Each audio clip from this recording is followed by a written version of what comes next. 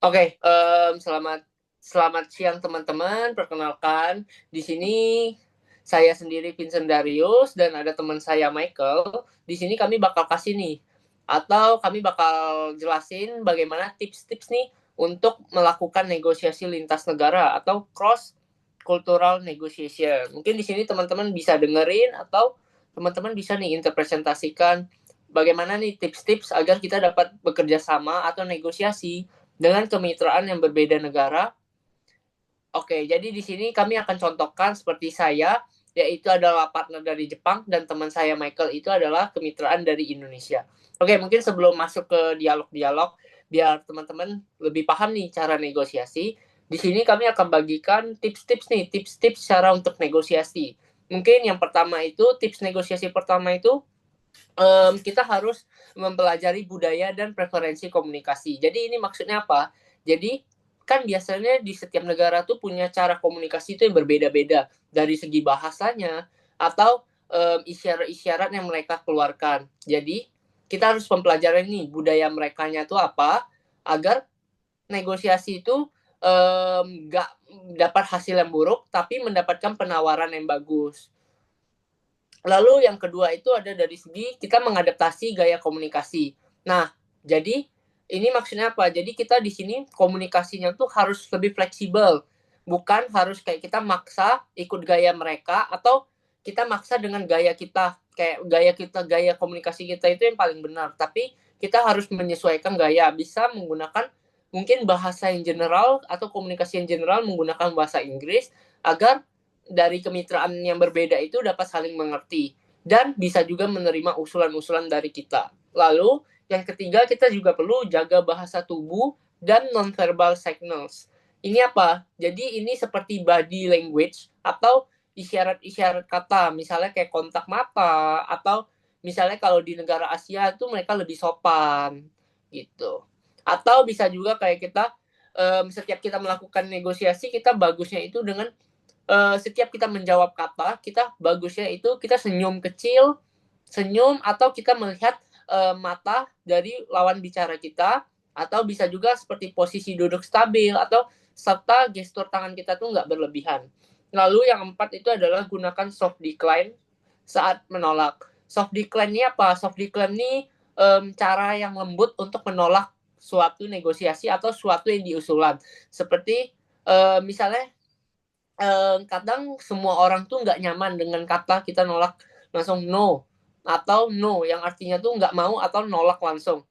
Tapi biasanya orang lebih senang dengan seperti dia ngomongnya kalau di Indonesia kan dia seperti kayak saya mengerti maksud dari Bapak atau pendapat dari Bapak, tapi pendapat dari Bapak akan saya pertimbangkan atau akan saya coba rangkumkan terlebih dahulu.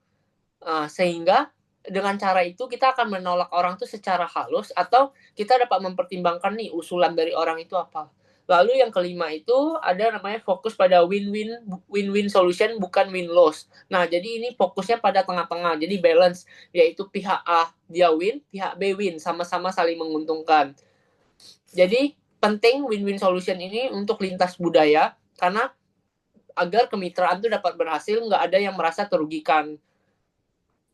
Serta dengan cara ini nih kita dapat lebih menawarkan alternatif deal yang lebih fleksibel atau alternatif deal yang lebih dapat dipercaya serta kita dapat menerapkan seperti apa yang kita inginkan tuh sesuai dengan kompromi pendapat dari masing-masing. Oke, selanjutnya akan dilanjutkan oleh teman saya. Nah, yang keenam itu udah pahami perbedaan kecepatan negosiasi, yang dimana itu kecepatan dalam tiap budaya itu berbeda-beda, di mana Barat itu biasanya langsung fokus pada ke inti, sedangkan kalau Asia atau Middle East itu lebih ke arah lambat dan penuh small talk. Nah, jadi itu jangan dipaksa keputusannya cepat, kalau budaya itu mereka itu slow pace. Yang ketujuh itu di mana gunakan ringkasan atau summary clarification, di mana itu perbedaan bahasa dan gaya komunikasi itu bisa bikin salah paham di mana di akhir meeting itu selalu lakukan rekap secara singkat, di mana itu gunanya untuk memastikan semua pihak memahami hal yang sama. Lanjutnya yang ke-8 itu follow up secara tertulis, di mana itu negosiasi internasional itu butuh dilakukan dokumentasi. Jadi kita harus lakukan kirim email yang berisi rangkuman poin, timeline, dan hal penting agar interpretasi semua pihak itu secara konsisten. Nah, selanjutnya itu yang kesembilan itu aware dan dengan perbedaan motivasi. Nah, setiap negara itu kan punya fokus berbeda-beda. Contohnya seperti kalau Cina itu fokusnya itu terhadap harga dan volume, kalau Jepang itu fokusnya pada kualitas dan keandalan. Nah, makanya itu kita harus pahami motivasi dari setiap negara itu untuk menyesuaikan pendekatannya terhadap negara-negara. Yang ke-10 itu, yang terakhir itu bersiap dengan data dan bukti. Nah, dalam negosiasi secara global atau internasional, itu diperlukan butuh bukti konkret, di mana negara barat itu mengutamakan data, kalau negara Asia menghargai pengalaman. Nah, jadi kita perlukan siapkan keduanya untuk lebih meyakinkan. Oke, baik nih teman-teman. Kami berdua udah membagikan tips-tips nih untuk cara negosiasi yang lebih baik agar komunikasi lintas budaya atau hasil yang didapatkan dari negosiasi itu dapat lebih sempurna atau perfect. Oke, di sini mungkin kami akan lebih contohkan secara kami dialog, yaitu saya sebagai dari kemitraan Jepang, Michael itu sebagai dari kemitraan Indonesia. Oke, mungkin kami mulai ya. Ya. Okay. Good morning, Vincent. Thank you for receiving our delegation today. Indonesia would like to discuss the expansion of our export volume to Japan, especially premium Arabica coffee and frozen tuna. Okay, good morning, Mr. Michael. Arigato gozaimasu for coming. Japan, in this case, Japan value is strong partnership with Indonesia. We are open to expanding imports, but maintaining consistent quality and year-round supply remains essential for us. Okay, of course, we understand Japan expectation for Arabica coffee. Indonesia can commit to an annual supply of 7,000 ton and USD 6.20 per kilogram. For frozen tuna, we can provide 12,000 tons per year at USD 9.80 per kilogram. All shipment will follow HACCP standard and meet Japan quality requirement. Okay, that is reassuring to hear. However, Japan currently maintains a 5 until 8% tariff on this product. If Indonesia is requesting a production, we will require stronger guarantees regarding quality consistency and cold chain system improvement.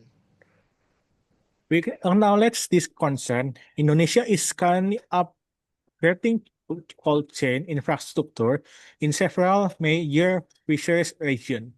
With these improvements, we hope Japan can consider lowering the tariff, perhaps to 2% in the first year and eventually reaching 0% by the third year.